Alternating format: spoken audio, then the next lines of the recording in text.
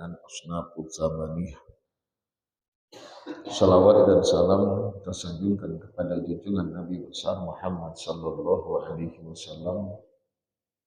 Allahumma salli ala Muhammad wa ala alihi. Bapak dan Ibu kaum muslimin dan muslimat, jamaah salat subuh yang dimuliakan Allah. Pada kajian yang lalu kita telah sampaikan sir atau rahasia atau hikmah di balik ungkapan dalam Al-Quran berkaitan dengan mereka-mereka yang berhak untuk mendapatkan zakat. Ada yang menggunakan takbir dengan kalimat atau dengan huruf lam lil tamlik untuk kepemilikan, innama shadaqatu lil fuqara dan seterusnya. Dan ada takbir yang menggunakan fi, 4 terakhir fil riqabi, kemudian juga wa fi gharimin fi sabilillah wa ibnis sabil. 4 kelompok pertama menggunakan takbir dengan lam, dan 4 kelompok yang kedua menggunakan takbir dengan fi. Hikmah di balik itu kita sudah sampaikan. Kalau dengan menggunakan lam maknanya litamlik, artinya kepemilikan. Jadi apa yang kita berikan dari zakat itu upayakan dan usahakan memang untuk dimiliki oleh mereka-mereka fakir, miskin, kemudian juga mu'allaf, termasuk amil. Sementara kalau dengan menggunakan fi, itu kata ulama lil maslahah, untuk kemaslahatan, maka beda dalam penggunaannya ketika zakat itu diberikan kepada mereka-mereka yang memang berhak atasnya. Ada yang haknya sebagai pemilik penuh, ada yang haknya sebagai untuk maslahah. Kita coba talaah dan kaji di antara yang disebutkan dan dijelaskan oleh ulama, yakni man humul gharim. Gharim termasuk ungkapan dengan kalimat fi. Jamak daripada gharim huwallazi alaihi dain. Kalau bahasa kita, gharim itu orang yang berhutang. Ammal gharim fahuwa dain wa qad yutlaqu 'ala al-madin. Wal gharim fi madhhab Abi Hanifah man 'alaihi dain wa la yamliku nisaban fadilan an dainihi. Wa 'inda Malik wa Syafi'i wa Ahmad al-gharimuna naw'ani, gharim li maslahatin nafsihi wa gharim li maslahatil mujtama' wa li kulli minhuma hukmuh. Jadi ulama berbeda dalam mendefinisikan makna gharim. Menurut daripada pendapat Imam Abu Hanifah, gharim itu man 'alaihi dain, orang yang memiliki hutang, wala yamliku nisaban fadilan an dainihi, tidak punya kemampuan untuk membayar. Sementara pendapat Imam Malik, Imam Syafi'i dan Imam Ahmad, jumhur ulama, gharim itu terbagi menjadi 2. Gharim li maslahatin nafsih wa gharim li maslahatil mujtama'. Ada orang yang berhutang untuk keperluannya sendiri, ada orang yang berhutang untuk kepentingan maslahat umat atau jamaah banyak orang. Walikullin minhuma hukmuhu, dan masing-masing dari dua hal itu ada hukum tersendiri. Ada hukum tersendiri. Jadi orang berhutang untuk kepentingan pribadinya atau keperluan sendiri, keluarga dan lain sebagainya. Ada orang yang berhutang di maslahatil mujtama untuk kepentingan banyak orang. Nah, persoalannya, apakah orang yang berhutang untuk kepentingan pribadi ini termasuk orang yang berhak menerima zakat atau tidak? Oleh ulama menyebutkan dan menjelaskan, adapun an-naw'ul awal, orang yang istadana fi maslahatin nafsi, berhutang ia untuk kepentingan dirinya sendiri. Kayyastadina fi nafaqatin au kiswatin au jawazin au ilaji maradin au bina'in maskan dan seterusnya. Yang sedemikian itu, kata ulama, orang yang berhutang seperti berhutang untuk kepentingan dan keperluan sendiri seperti nafkah, yang menafkahi keluarganya, atau dia beli pakaian yang dibutuhkannya, atau pengobatan, mungkin di saat ketika sakit ingin berobat butuh biaya banyak, mau tidak mau dia harus mencari sementara dan dia tidak punya, lalu berhutang untuk biaya pengobatan, kan untuk dirinya. Jadi bukan untuk maslahatan mujtama, tapi untuk dirinya. Dan juga dengan bisa jadi kebutuhan rumah tangga dan lain sebagainya. Nah, dalam hal yang sedemikian itu, kata ulama, disebutkan dan dijelaskan, apakah dibenarkan dan diperbolehkan ia untuk mendapatkan zakat? Pendapat menyebutkan bahwa mereka yang berhutang untuk keperluan sendiri dibenarkan dan diperbolehkan untuk menerima zakat yang diberikan kepadanya, tapi dengan catatan dan syarat. Orang yang berhutang untuk kepentingan pribadinya bisa untuk mendapatkan zakat, tapi ada beberapa syarat yang harus terpenuhkan. Jadi bukan semata-mata karena hutangnya, tapi ada beberapa syarat yang harus terpenuhkan. Kalau tidak terpenuhkan syarat itu, maka dianya tidak berhak untuk mendapatkannya. Apa di antara syaratnya? Kata ulama, di antaranya ayyakuna qad istadana fi ta'atin aw amrin mubah. Amma law istadana fi ma'siyatin ka khamrin wa zina wa qama'in wa nahwiha wa ghairu dzalika min alwanil muharramat fala yu'ta. Kalau orang yang berhutang itu, yang hutangnya untuk kepentingan sendiri atau pribadi, namun dalam perkara hal yang berhubungan dengan yang diharamkan oleh Allah, itu tidak boleh dapat terima zakat.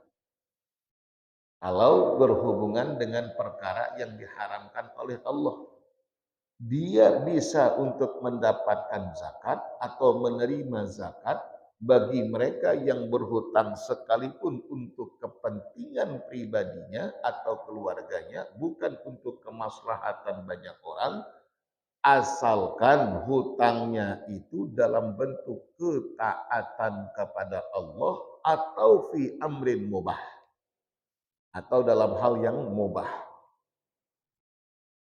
Jadi kalau dia berhutang untuk apa? Ulun aja banyak hutang. Kenapa berhutang? Ada kawan membayar. Sagan apa banyak hutang? Berjudi ujarnya. Jadi pada gara-gara berjudi lalu berhutang hendak mendapat zakat. Makanya saya pernah ceritakan, yang saya pernah dengar di Malaysia itu orang berhutang gara-gara merokok, agan merokok, itu kada dapat zakat. Kenapa? Karena menurut pendapat sebagian ulama, rokok itu haram. Makanya orang yang berokok kada dapat zakat. Dia mau dapat zakat sampai rokok. Itu di Malaysia sana. Karena dianggap rokok tadkhin haram. Karena sebagian pendapat ulama menyukumkan tadkhin itu haram. Terlepas daripada perbedaan pendapat ulama lah. Tadkhin, merokok. Ada yang menghukumkan haram. Jadi kalau sampai ada orang berhutang sekedar hendak menukar rokok karena kada ada duit, umpamanya berhutang nukar rokok, duit yang dia dapatkan sanggan rokok, itu termasuk orang yang kada bisa menerima zakat. Kenapa? Karena digunakan untuk perkara yang haram. Kalau yang dalam ketaatan boleh silakan. Berhutang segan apa? Berhutang melampiaskan nafsu, umpamanya berzina, cari wanita penghibur cinta satu malam, umpama babayar, tentu pakai bayaran. Kada ada duit balu berhutang, pununya berhutang kada kawa bayar, sagan apa hutang, sagan zina, kada kawa. Jadi perkara-perkara yang seperti ini terabaikan oleh sebahagian kita. Berhutang tapi untuk bermaksiat kepada Allah. Amun berhutang dalam ketaatan kepada Allah masih mending. Atau perkara mubah masih mending. Kalau dalam ketaatan silahkan kata ulama. Itu syarat yang pertama yang harus terpenuhkan bila ada orang yang berhutang dan hutangnya untuk kepentingan dia pribadinya, selama itu dipergunakan dan diperuntukkan untuk ketaatan kepada Allah atau perkara yang mubah. Mubah itu boleh iya, boleh tidak. Karena hukum itu kan ada 5. Wajib, sunnah, haram, makruh, mubah.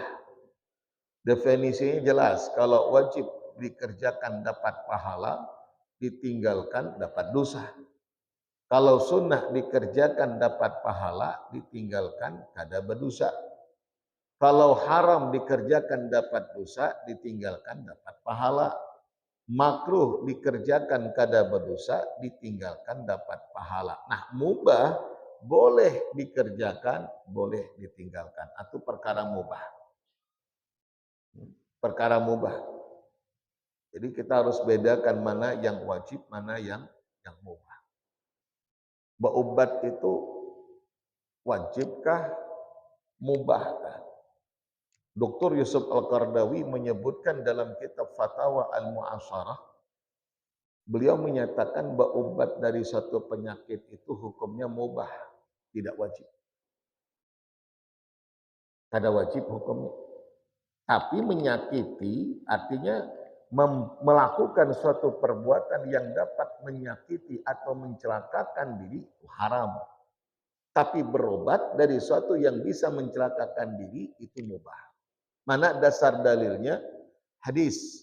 Ada seorang wanita ketika meminta agar Rasul berkenan mendoakan untuk kesembuhan atas penyakit yang dideritanya.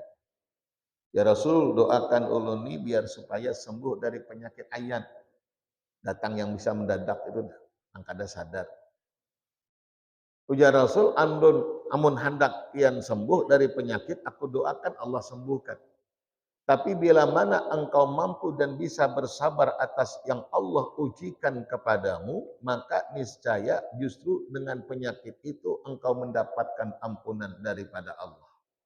Maka kita garing itu, kalau sabar itu dapat pelebur daripada dosa. Sebagai pelebur dosa kita. Garing kita, sabar dalam menghadapinya, itu dapat pahala kita. Dosa kita terampunakan, dosa kita terhapuskan. Maka ada dalam satu riwayat hadis, la yazalu mu'min yusabu, ay kurang lebih makna hadis setiap atau orang yang beriman itu senantiasa Allah ujikan dengan hal-hal atau dengan musibah atau dengan suatu penyakit hatta syaukah, sampai mungkin tertusuk dengan duri, yang bila mana ia sabar itu menjadi kafarat atas dosanya, sehingga ketika di dunia habis terampunkan dosa dan kesalahan, waktu wafatnya ia sudah kada bawa dosa lagi di hadapan. Jadi garing kita itu kafarat, Allah ampunkan dosa-dosa kita. Diuji kita dengan satu ujian, penyakit atau apa saja, itu akan menjadi kafarat, pelebur atas dosa kita. Sampai andai ketika Allah wafatkan, itu dosa kita sudah habis. Sehingga kita menghadap Allah kada lagi membawa dosa. Itu bagi orang yang beriman. Makanya kadang-kadang kita melihat orang yang beriman, Allah uji sebelum kematian. Itu biar supaya diampunkan dosa dan kesalahan. Sehingga ketika menghadap Allah sudah kada lagi membawa dosa. Tapi beda dengan orang-orang kafir. Orang kafir, kadang mungkin Allah tidak memberikan ujian ketika kematiannya. Biar supaya dosanya tetap ada padanya. Sehingga ketika wafatnya dia akan mempertanggungjawabkan atas apa yang telah ia perbuat semasa hidup. Artinya dosanya masih ada. Balasannya dia akan dapat. Maka kita sering dapatkan dan sering kita sampaikan tentang kisah seorang sahabat yang minta dihukum di dunia. Irtakabtu dzamban ya Rasul, aku ini telah melakukan dosa. Maka dosanya bukan dosa besar. Dosa kecil. Menghadap Rasulullah, irtakabtu dzamban ya Rasul, aku telah melakukan dosa. Fa'aqim alayya had. Tolong hukum aku di dunia ini atas kesalahanku. Nah, mengaku dosa nangka ini jarang. Andai para koruptor itu mengakui akan kesalahannya, lalu kemudian dia bertobat atas dosanya, dia jalani proses hukum di dunia, selesai sudah. Allah ampunakan dosanya, tapi kadang-kadang mengakui kesalahan itu kada. Sehingga justru kembali berbuat kesalahan yang baru. Kembali melakukan pembohongan, kebohongan, dan seterusnya, dan seterusnya. Kenapa? Karena kadang mau mengakui kesalahannya. Dan orang yang mau mengakui kesalahan itu adalah kebaikan, kata ulama. Itu kisah yang Allah kisahkan dalam Al-Quran. Iblis disuruh tunduk dengan sujud kepada Adam, kadang mau, dan kadang mau mengakui kesalahannya. Nabi Adam ketika dilarang mendekati buah ini lalu dilanggar, Nabi Adam mau mengakui kesalahan. Rabbana zalamna anfusana. Ya Allah, kami telah melakukan kezaliman pada diri. Kami telah menzolimi diri kami seronganan. Endingnya kada sama. Nah, ini sahabat minta dihukum di dunia. Biar supaya di akhirat nanti menjadi ringan hukumannya. Rasul kada langsung serta menghukumnya. Azan berkumandang artinya waktu sholat tiba, beliau sholat. Selesai sholat, ini orang kada puas. Datang lagi ke Rasul, ya Rasul. Tadi kan sudah saya katakan saya ini melakukan kesalahan. Hakim alayya had. Tolong hukum saya ya Rasul. Nah, beda memang orang yang biasa dengan dosa dengan kada biasa itu kada sama. Amun terbiasa dengan dosa, jangankan dosa kecil, dosa besar pun kada takutan ini. Tapi amun orang kada biasa dengan dosa, jangankan dosa besar, dosa halus saja takutannya luar biasa. Kita kalau lewat di pasar, 4 orang berjual hayam. Kada biasa bercium bau tahi hayam, bertutup hidung kita. Coba nang berjual hayam itu, tenang aja, seharian dipandang hayam kada apa-apa. Ya. Bahkan sarapan pun di kandang hayam itu kada jadi masalah. Amun kita jangankan seharian, hendak duduk di sana. Lewat aja, bertutup hidung kita. Karena apa? Kada terbiasa. Nah, begitulah juga dengan dosa. Rasul tanyakan, akum tasolah, as-solaita anifa, apakah kau 4 salat tadi, ujar Rasul. Lalu sahabat ini berkata, iya ya Rasul, tadi 4 salat. Lalu Rasul katakan, qad ghafarallahu laka min dzambik. Allah telah ampunkan dosa-dosamu dengan salat yang kau lakukan tadi. Nah, itu kebaikan menghapuskan dosa. Nah, baik kita kembali. Jadi kita katakan mubah hukumnya ketika seorang wanita itu tadi meminta doa untuk kesembuhan, tapi justru Rasul tawarkan. Apa yang dipilih oleh ini wanita?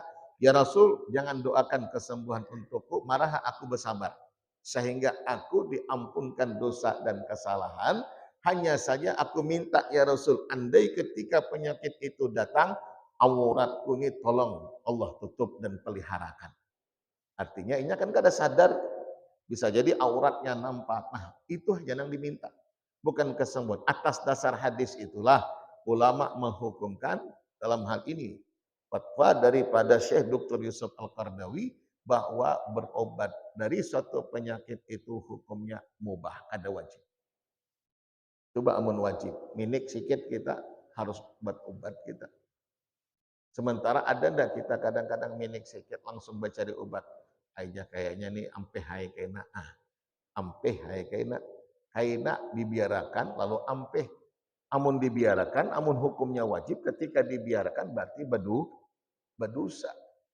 Kan kita seperti itu. Narangnya penyakit haluskah, ganalkah, ringankah, beratkah, tetap penyakit. Kalau sudah dihukumkan wajib, kalau kada berobat, maka dia berdosa. Nah, sementara tidak sedikit di antara kita kadang batuk-batuk sedikit belum minum obat. Kadang pilek-pilek biasa kada minum obat. Nah, amun itu dihukumkan wajib, maka jelas itu dosa. Itu sama dengan orang yang maaf cakap koma dalam waktu yang panjang. Lalu kemudian tergantung dengan alat-alat hingga ia bisa bertahan hidup. Kayak apa kita menghukum melihat orang ini kada mati-mati. Andai ini andai. La yahya wa la yamut. Hidup segan mati tak mau. Kayak apa caranya aja kasihan benar kita. Apa istilahnya? Tersiksa inya. Sudahlah suntik mati aja. Biar inya sudah menyudahi siksaan yang dirasakan kita kasihan melihat. Lalu disuntik mati, mati inya. Boleh apa kada? Kada boleh. Haram hukumnya. Karena wala tulqu biaidikum ila tahlukah. Berarti dengan suntik mati ini menyebabkan kematiannya, menjadi penyebab kematiannya. Berarti pembunuhan. Tapi kalau sekiranya dengan kita tidak memberikan pengobatan, artinya mati dengan sendirinya dengan sebab karena tidak adanya pengobatan, kada ada masalah. Itu beda, kasus hukumnya kada sama. Kalau tadi beristilah hendak mematikan, kalau yang kedua memang mati dengan sendirinya atau meninggal karena memang penyakit yang ia derita atau kondisi keadaan kesehatannya. Itu tidak masalah, hukumnya boleh. Jadi dua kasusnya. Maka lagi-lagi itu hukumnya mubah. Baik, kita kembali.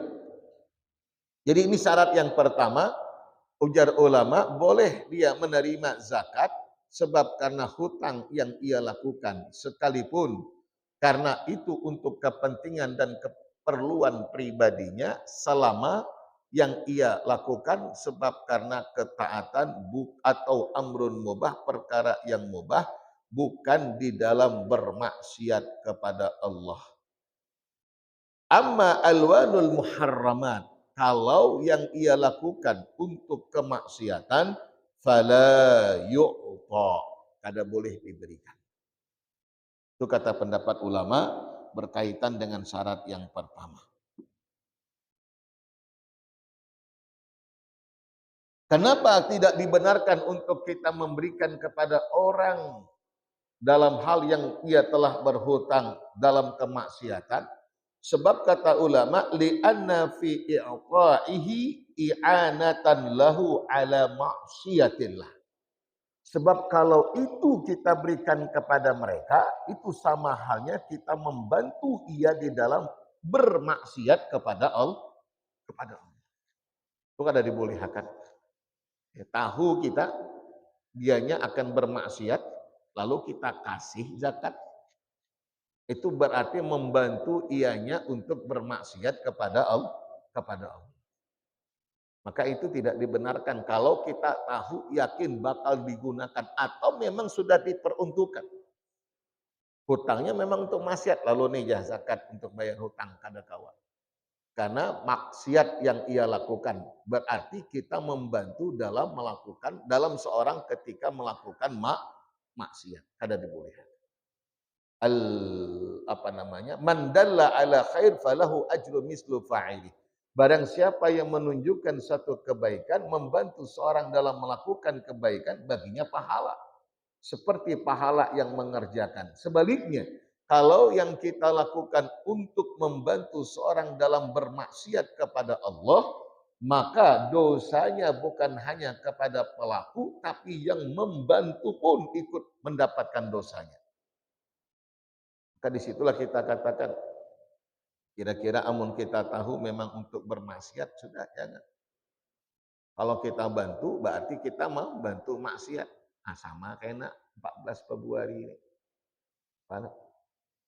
Pilkada ya. Bukan pilkada apa? Pemilu.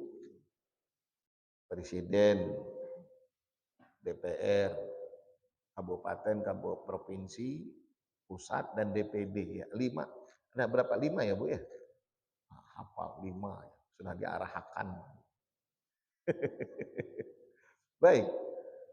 Itu sama. Kalau kita tahu ini orang bakal kada baik, tapi sebab karena ingin menunjuk duit umpamanya, lalu dicoblos. Awas, bukan hanya sekali itu saja dosanya. 5 tahun ke depan berdosa kita.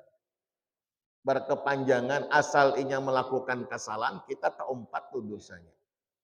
Kenapa? Karena kita membantu inya untuk melakukan dosa. Maka kalau guru saya bilang coblos yang bujur orangnya. Ustadz kayaknya kadang-kadang baiknya semuanya sama aja. Lalu aku kadang hendak mencoblos, jangan. Coblos. Kayak apa nang kita, siapa nang kita pilih? Pilih yang sedikit keburukannya. Dari yang buruk-buruk ini tadi. Kalau kita menganggap itu buruk semuanya, pilih yang paling sedikit buruknya. Mana nih orangnya? Bismillah. Tapi kalau kita anggap semuanyaan itu baik, ini baik, baik, baik.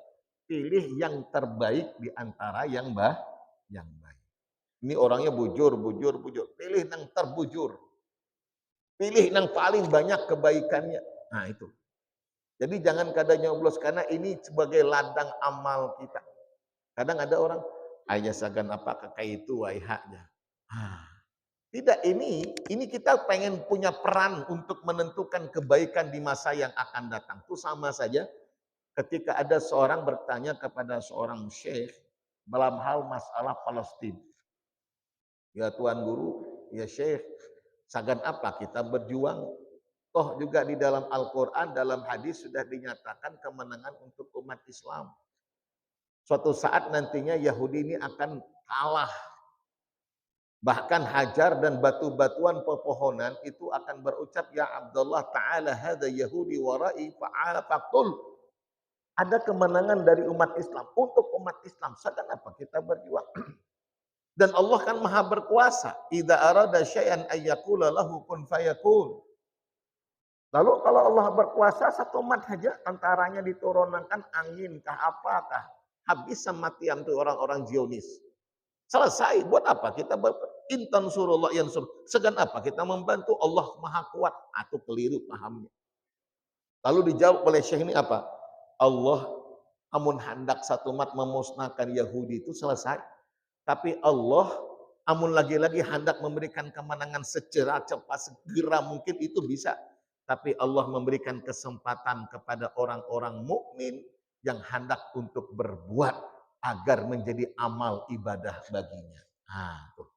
Jadi orang berjuang itu biar supaya mati syahid dapat. Kayak itu juga kita. Mungkin Allah sudah takdirkan siapa nang bakal manang, siapa nang bakal ini. Tapi peran kita jangan sampai kada umpat dalam menentukan kebaikan. Ini ladang amal kita. Makanya jangan kada pilih, jangan apa istilahnya golput gitu. Nah, jangan kada umpat nyoblos. Buat ini ladang amal kita. Sebab karena kita berperan untuk menentukan kebaikan. Karena yang kita pilih itu bukan mau joki duit. Awas, hati-hati. Ar-rasi wal murtasi finnar. Yang menyogok dan disogok ujarnya kada berdosa memang. Cuma neraka. Atau kan bahaya. Jadi jangan sampai kada mencoblos. Coblos. Pilih yang terbaik di antara yang baik. Atau yang paling sedikit keburukannya di antara yang buruk. Karena memang kada ada manusia yang sempurna. Aja aku kada milih. Kalau kata kenapa? Apalah semuanya antus sama aja. Ada mungkin sama, pasti ada baik dan kadanya. Atau kalaupun kada baik semuanya, ada nang banyak kebaikannya, ada nang sedikit. Ada nang banyak keburukannya, ada nang sedikit. Amun buruk semuanya, pilih nang buruknya sedikit. Amun baik semuanya, pilih yang paling banyak kebaikannya. Intinya di sini tempat kita untuk beramal dan di sini kita jadikan ladang amal bahwa kita telah menentukan pilihan sesuai dengan yang diajarkan oleh Allah dan Rasul. Jadi amal ibadah.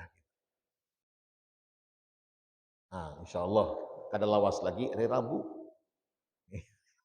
Hari Rabu. Baik, ini syarat yang pertama. Adapun syarat yang kedua, kata ulama disebutkan dan dijelaskan di dalam ini kitab, ayyakuna fi hajatin ila ma yuqda bihi dain. Insyaallah yang kedua ini kita lanjut di lain waktu dan di lain kesempatan. Kita buka pertanyaan umum sifatnya, baik dengan yang kita sampaikan atau di luar dari yang kita sampaikan. Silahkan kalau memang ada. Ada? Ya, mana? Silakan. Allah.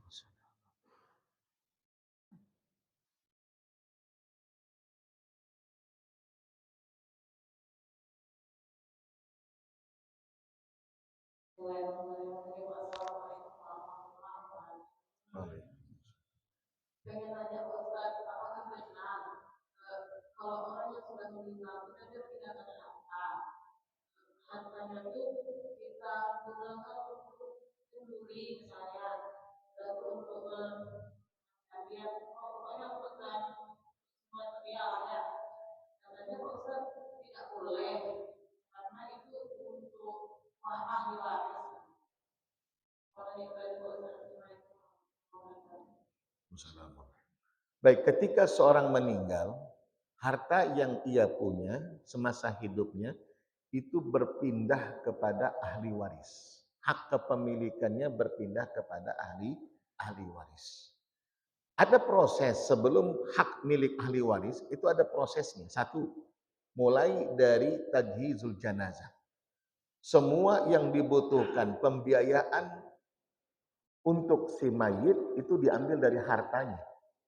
Mulai dari memandikan, mengkafankan, menguburkan, menyolatkan sampai menguburkan, semua biaya yang dibutuhkan kala itu itu diambil dari harta jenazah sebelum diwariskan kepada ahli warisnya.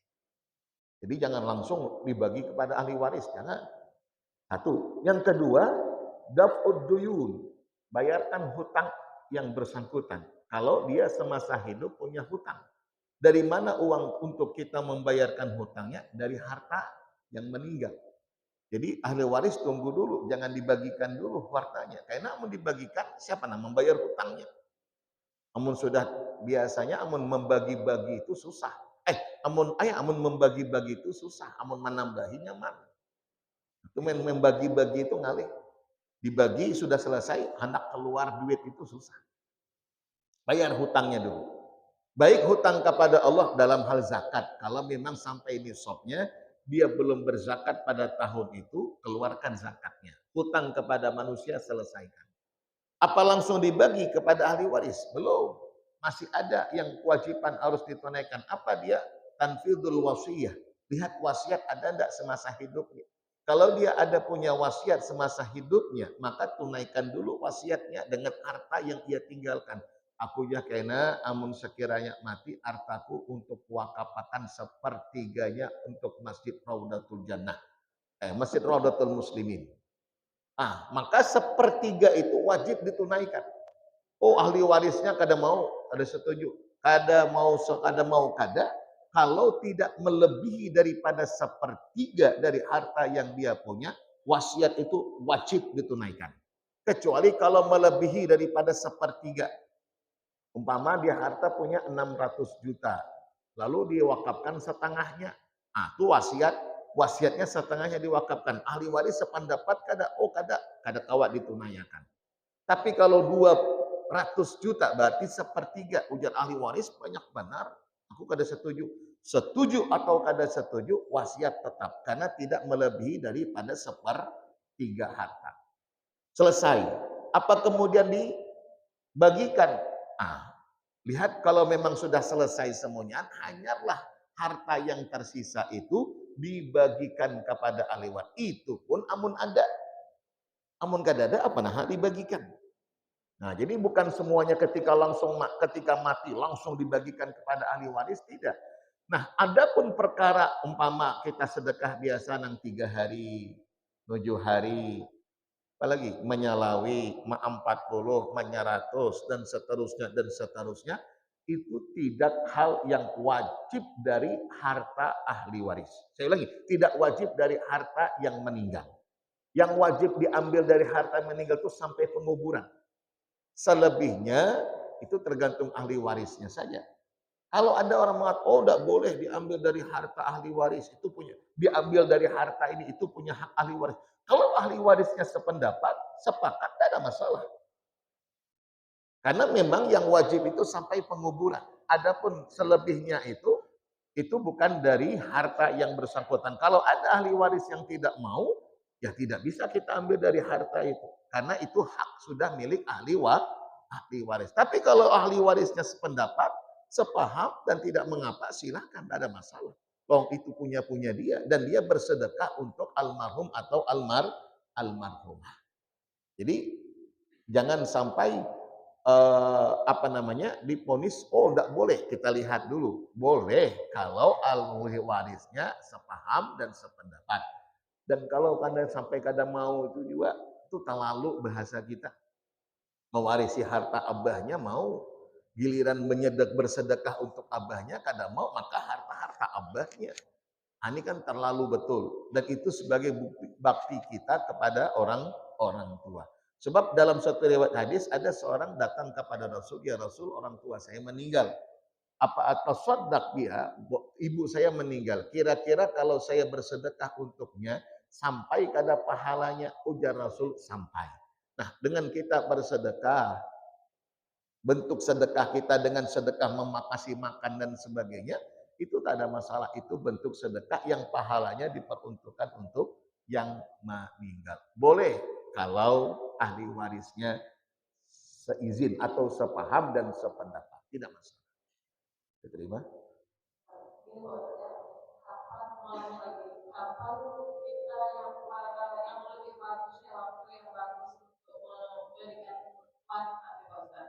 Berikan apa? Kapan bagus untuk memberikan warisan kepada? Baik, ada beberapa hal yang memang untuk disegerakan. Satu, kalau disegerakan adalah perkara dengan tajhizul janazah, tazhijul mayit. Menyegerakan dalam penguburan mayit itu satu dianjurkan. Yang kedua, daf'ud duyun, hutang-hutangnya diselesaikan. Termasuk dengan hukum waris ini disegerakan.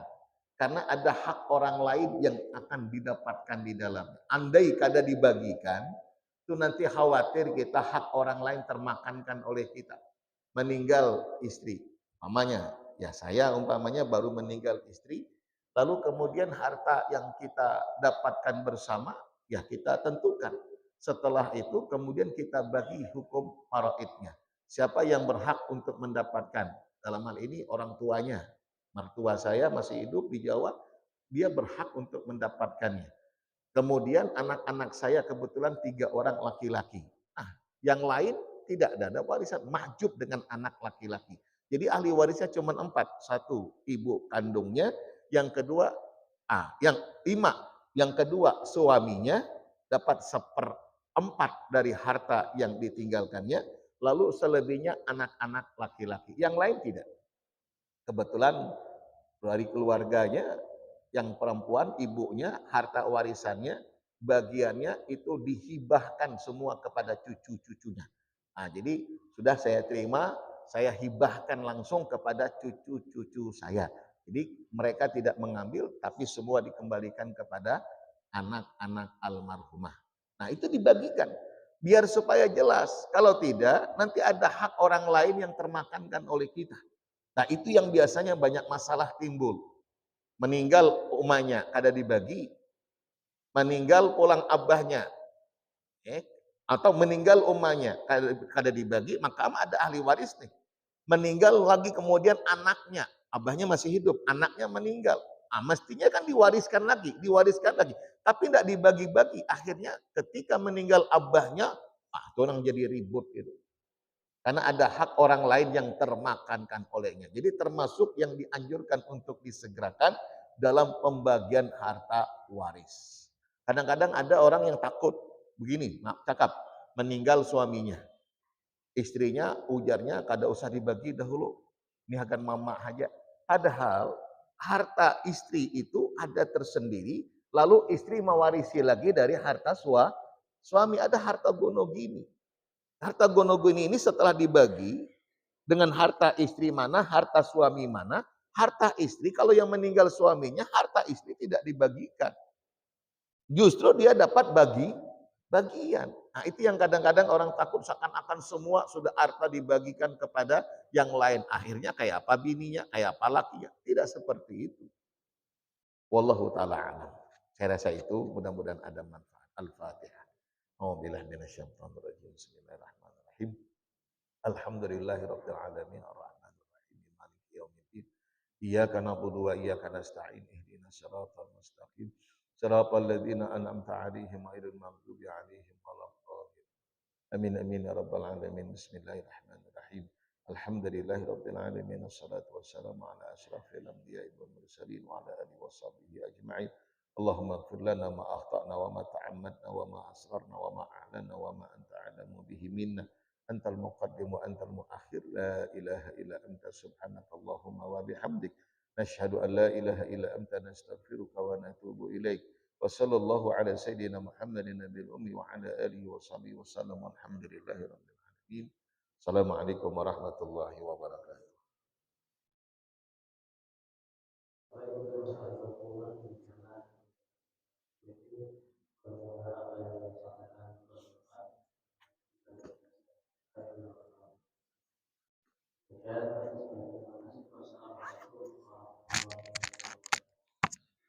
Allah